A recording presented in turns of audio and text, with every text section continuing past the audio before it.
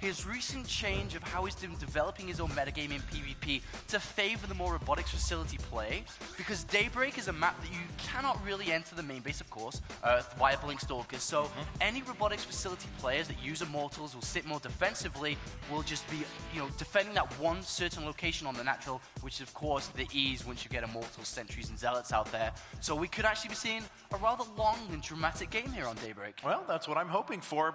So here we go, guys. In the upper right-hand corner of Daybreak, we have our blue Protoss player from SK. It is MC.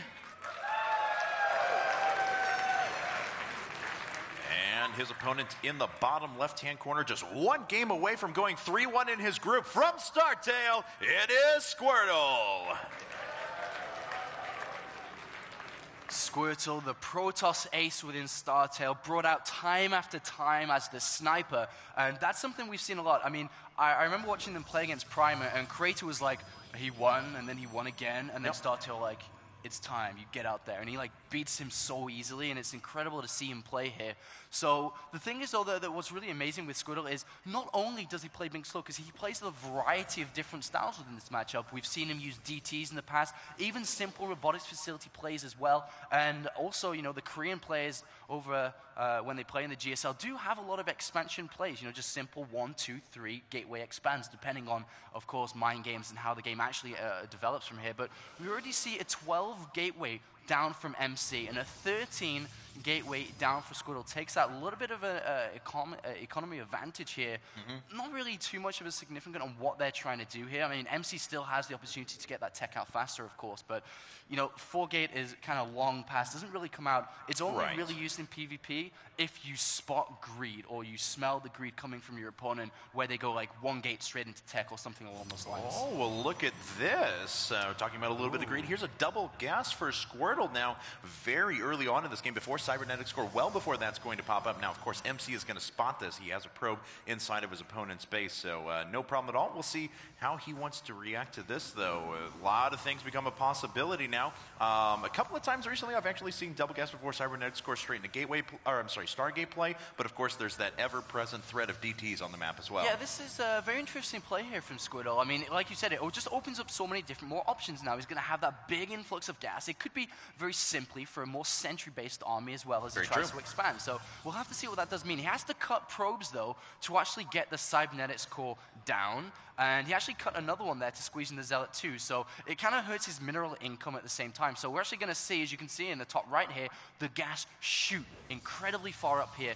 And he's going for a Zealot, but MC can keep the probe in here for a very long time until actually the Stalker comes out. And that's what he wants to do here, is he wants to know exactly, or try to find out exactly what Squirtle has planned.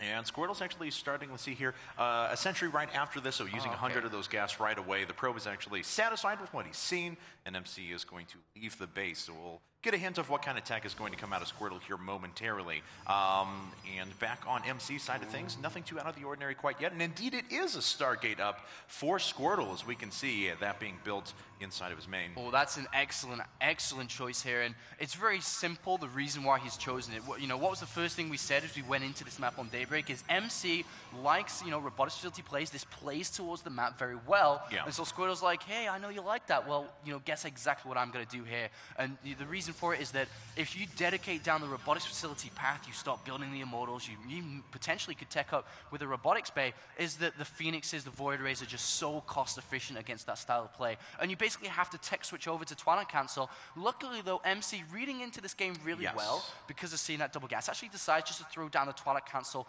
of his own here. And I wouldn't be surprised if we saw the robotics facility come down anyway here, just like you said, the DT option and so on. Or MC's going to throw down that Dark Shrine right away as well. So interesting PvP on our hands now as we have Stargate play versus DTs. Oh, this is going to be so sick. And, even it's really weird to witness a game like this. They're actually making decisions based on, chess movements, because they don't actually see anything, but they're just kind of reading what they could be doing. But we do see the robotics facility coming down here, kind of the insurance with this build.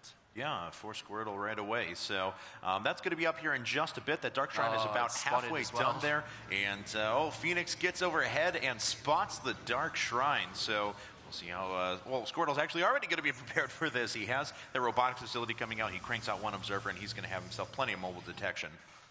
Oh, this is a big, big investment here by MC, which isn't really going to pay off. He's already started to, preemptively wall his ramp in with 2 pylons, which you see.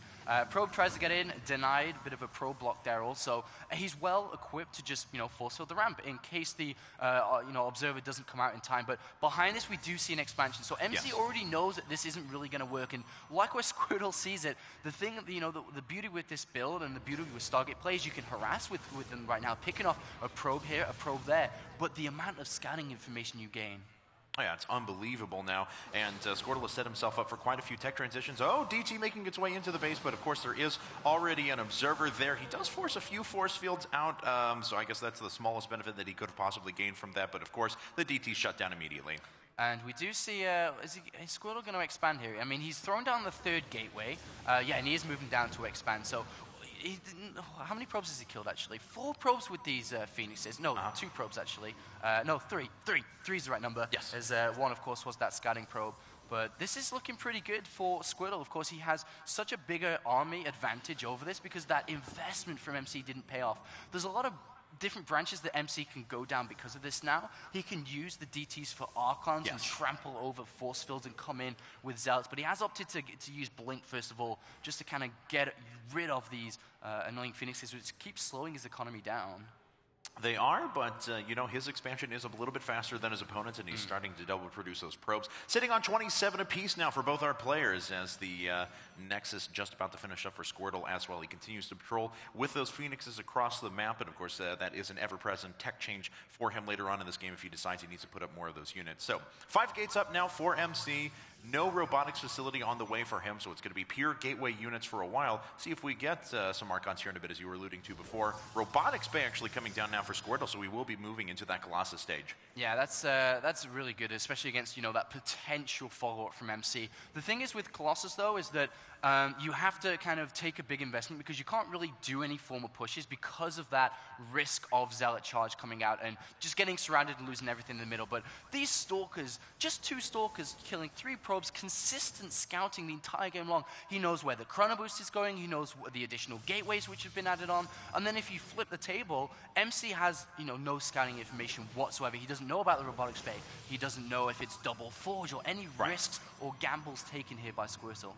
He doesn't, but he's done a solid job of macroing on his own because he hasn't taken any pressure or anything like that. So MC's still assembling a pretty scary army himself, but of course, the threat of those Colossi is going to be looming for Squirtle very, very soon, as we see the first one already on the way. He does have enough resources for extended thermal lance as well if he wanted to, but actually just expended a bunch of his minerals to put up a bunch more Zealots there. And MC has been, making a lot of units here, and it looks like he's going to just try and go for this little push. He's warping in, he definitely is going for the push now, warping in units on the left-hand side here, but there's 3 Immortals, there's Guardian Shield, there's Force Fields as well. The first Colossus is about to come out as well. And now the Phoenix inside the main base, again, consistent scouting from the beginning to the end, sees no units, he sees all the Chrono Boost being used on the warp gates. He knows exactly what's coming and is well prepared.